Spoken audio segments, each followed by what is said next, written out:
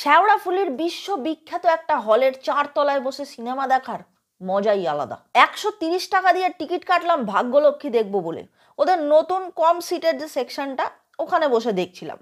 কিন্তু বিশ্বাস করুন, 130 টাকার টিকিটে আমি একটা সিনেমা দেখেছি এবং শুনেছি, এবং দ্বিতীয় সিনেমাটা শুধু শুনতে পেয়েছি, মানে ওটা শোনাটা ফ্রি।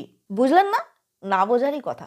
আসলে হয়েছেটা কি, মানে এই যে নতুন সেকশনটা, সেটার সাউন্ড প্রুফিংটা এত ভালো যে ওখানে বসে সিনেমা দেখছি, ভাগ্যলক্ষ্মী দেখছি, ঠিক আছে, কিন্তু ওই সিনেমা হলের যে মেন সেকশনটা, মানে বড় স্ক্রিনওয়ালা, যেটাতে এক গাদা লোক বসে দেখতে পারে আর কি, ওইখানেও একটা সিনেমা চলছিল এবং সেখান থেকে গাঁক গাঁক করে সাউন্ড আসছে, বুঝতে পারছেন?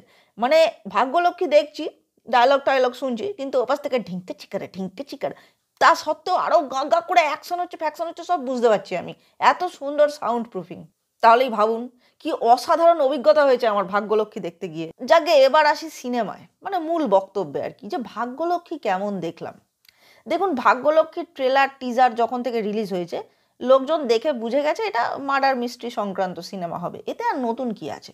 তবে আমি নতুন কিছু কিন্তু দেখিয়েছি কিন্তু আমি নতুন কিছু, এইটা বলার দাবি অবশ্যই বুক ঠুকে করতে পারেন সিনেমার পরিচালক মৈনাক ভৌমিক। সিনেমার গল্প বেশ ভালো, আর এতে নতুনত্ব রিয়েলি আছে। বহু পরিচালকের ইচ্ছে করে যে তিনি একটা ছক ভাঙা চিত্রনাট্য তার দর্শককে দেখাবেন। এক্ষেত্রে কিন্তু ছক ভাঙা চিত্রনাট্য দেখাতে গিয়ে চিত্রনাট্যটাকে ভেঙে চুরে ফেলা হয়নি, অর্থাৎ গুড নিউজ, এই ছবির চিত্রনাট্য অক্ষত আছে। এই সিনেমায় অভিনেতাদের পাশাপাশি খুব বড় একটা রোল প্লে করেছে সিনেমার স্মার্ট ডায়ালগগুলো।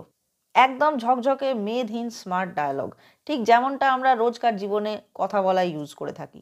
বাঙালির জীবনে সাধারণ কথায় যে কিভাবে না চাইতেও হিউমার মিশে যায়, সেটা ভাগ্যলক্ষ্মী দেখতে বসলেই আপনারা বুঝতে পারবেন। এ ছবির প্রোটাগনিস্ট দুজন, ঋত্বিক চক্রবর্তী এবং সোলাঙ্কি রায়। ঋত্বিক চক্রবর্তী যে অভিনেতা হিসেবে খুবই ভালো এবং নির্ভরশীল, সেটা ওনার অতি বড় নিন্দুকও কিন্তু স্বীকার করে। এই সিনেমাতেও উনি সব সময়ের মতোই খুবই স্বাভাবিক, খুবই সাবলীল। ছবিতে অন্যান্য চরিত্রে যারা কাজ করেছেন তারাও যথাযথ অভিনয় করেছেন, মানে বলাই বাহুল্য সেটা। তবে যদি বিশেষ করে কারোর নাম মেনশন করতে হয়, তিনি নীল মুখোপাধ্যায়, অনবদ্য। তবে আমার ব্যক্তিগতভাবে মনে হয় এই ছবির সব থেকে বড় প্রাপ্তি, নতুন প্রাপ্তি, তিনি অভিনেত্রী সোলাঙ্কি রায়। একটা কাঠামোয় তিনি সহজ, তিনি ভীত, তিনি দৃঢ়, তিনি সুন্দর এবং অনেক কিছু। এই ছবিতে আবির্ভাব ঘটেছে একটা নতুন জুটির, সেটার কথা আমি বললাম না, গিয়ে দেখবেন। তবে হ্যাঁ, এটুকু বলতে পারি, এই জুটির জন্য ভাগ্যলক্ষ্মী সিনেমাটা কিন্তু আরেকটু বেশি স্পাইসি হয়েছে। এই সিনেমায় গান বাজনা বিশেষ একটা নেই, কিন্তু যেটুকু আছে সেটা সিনেমার টোন এবং সিনেমার যে পেস, সেটার সাথে ভালোই ম্যাচ করে। অর্থাৎ বলতে পারি যে গান বাজনার দিকটায় অনুপমত্ব বজায় রাখা হয়েছে। বাংলা সিনেমার ক্ষেত্রে অনেক সময়ই দেখি যে সাধারণ দর্শক, মানে আমার মতন যারা সিনেমা দেখতে যান, ভালোবেসে দেখতে যান, আগ্রহ থেকে দেখতে যান, তারা কিন্তু বিজিএমটাকে ইগনোর করে বসেন অনেক সময়, মানে ব্যাকগ্রাউন্ড স্কোরটাকে তারা খুব একটা ধর্তব্যের মধ্যে আনেন না। হ্যাঁ, হচ্ছে, দেখছি, শুনছি, এরকম। কিন্তু আমার মনে হয় সেটা খুব ইম্পর্ট্যান্ট একটা দিক, এবং এই ক্ষেত্রে বিশেষ করে ভাগ্যলক্ষ্মীর ক্ষেত্রে যে বিজিএমটা আমি শুনে আসলাম, সেটা মনে হয় আমার একটা স্পেশাল মেনশন সকলের থেকে পাওয়া উচিত। কারণ সিনেমার যে একটা নিজস্ব টেনশন আছে, সেটাকে কিন্তু এই ব্যাকগ্রাউন্ড মিউজিকটা জাপটে ধরেছিল পুরো সময়টা। সো যিনি বিজিএম করেছেন, নাম দেখলাম স্যাভি, তাকে কুডোজ। আমার মতে ভাগ্যলক্ষ্মী বেশ জমিয়ে দেখার মতো একটা সিনেমা। সিনেমাটা মার্কা হলেও খুব একটা অসভ্য সিন নেই। সো আপনি আপনার বন্ধুদের সঙ্গে তো দেখতে পারেনই, বাড়ির বড়দের নিয়েও দেখে আসতে পারেন ভাগ্যলক্ষ্মী। আচ্ছা, বাড়ির লোক বলতে মনে পড়লো, আজকে যখন আমি সিনেমাটা দেখতে যাই, তখন 3জন মাঝবয়সী মহিলা হলে ছিলেন, এবং যেহেতু কম সিট এবং প্রথম দিকের শো, তাই খুব একটা লোকজন ছিলেন না।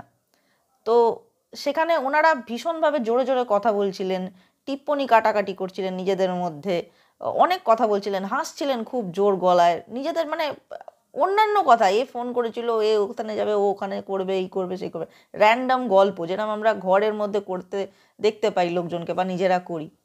তো এর ফলে কি হচ্ছিল, আমি সিনেমাটা মন দিয়ে দেখতে পাচ্ছিলাম না, আমার অসুবিধে হচ্ছিল। মানে ব্যাপারটা বুঝুন, এক তো অন্য আরেকটা সিনেমার আওয়াজ ক্রমাগত শুনে যাচ্ছি একদম প্রথম থেকে শেষ অবধি, সেটা ছিল, প্লাস তারা হাসছেন, কথা বলছেন, আমি মন দিয়ে সিনেমাটা দেখবো বলে দেখতেও পাচ্ছি না।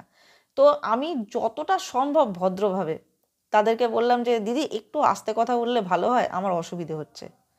তার উত্তরে উনি যে খুবই সাথে সাথে রেগে গেলেন আমি বুঝতে পারলাম, এবং রূঢ়ভাবে আমাকে বুঝিয়ে দিলেন। বললেন কি না, দেখো যখন সিনেমায় কথা হচ্ছে তখন কিন্তু আমরা কথা বলছি না, মানে যে সময়টা ক্যারেক্টাররা চুপ করে ভাবাভাবি এরকম অ্যাক্টিং করবে তখন ওনারা সব কথা বলে নেবেন। মানে সিরিয়াসলি এই সমস্ত জিনিসগুলো দেখলে না আমি ফিল করি যে পৃথিবীতে কত মানুষ নিজেদেরকে এতটাই এনটাইটেলড মনে করেন যে তারা বাড়ির বসার ঘর আর একটা পাবলিক প্লেস সিনেমা হলের মধ্যে কোনো পার্থক্য মানে করতেই পারেন না। তাদের মনেই হয় না যে তার দুটো জায়গার মধ্যে কোনো পার্থক্য থাকতে পারে।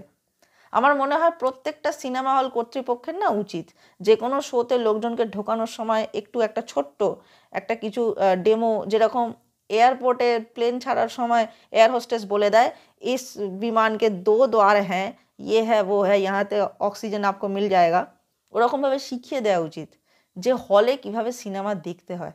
এনিওয়ে, ভাগ্যলক্ষ্মী আমাকে হতাশ করেনি, বেশ ভালো সিনেমা, এবং আশা করি আপনারা যারা একটা আগ্রহ নিয়ে দেখতে যাবেন যে নতুন ধরনের একটা সিনেমা দেখব, আমার মনে হয় ভাগ্যলক্ষ্মী তার ট্রিটমেন্টের কারণে, ভাগ্যলক্ষ্মীকে যেভাবে ট্রিট করা হয়েছে, তার গল্প, তার ছন্দ, তার চিত্রনাট্যকে, এটা সত্যি একটা অন্য রকমের সিনেমা তৈরি হয়েছে, এবং যারা দেখবেন তাদের মনে হবে যে হ্যাঁ একটা বেশ ভালো জিনিসই দেখে বেরোলাম, ভালো হয়েছে, সময় নষ্ট হয়নি। So go and watch Bhagyalakshmi, highly recommended. এই ছিল আমার আজকের ভিডিওটা লাইক করবেন আর অবশ্যই চ্যানেলটা আমার সাবস্ক্রাইব করে দিন। খুব তাড়াতাড়ি ফিরছি নতুন আরেকটা ভিডিও নিয়ে, ততক্ষণের জন্য টাটা।